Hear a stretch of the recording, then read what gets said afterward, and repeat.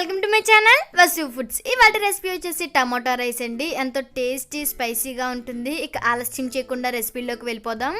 ముందుగా ప్యాన్ పెట్టుకొని ఇందులో 3 టేబుల్ స్పూన్ వరకు ఆయిల్ అనేది హీట్ చేస్తున్నాను. ఇందులోనే 5-6 పచ్చిమిర్చి చీలికలు వేసి వేయించుకుంటున్నానండి.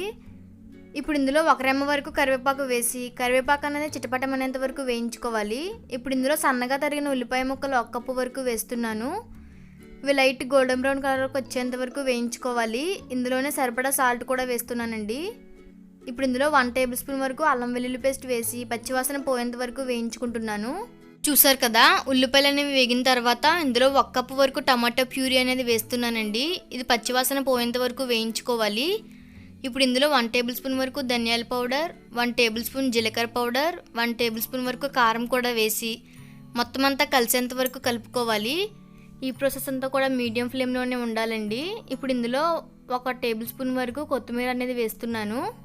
ఇందులోనే అరగంట పాటు నానబెట్టి ఉడికించుకున్నటువంటి అన్నాన్ని వేస్తున్నానండి. చూసారు కదా, ఇలా అన్నం అనేది విరిగిపోకుండా మొత్తం అంతా కలిసేటట్టు కలుపుకోవాలి.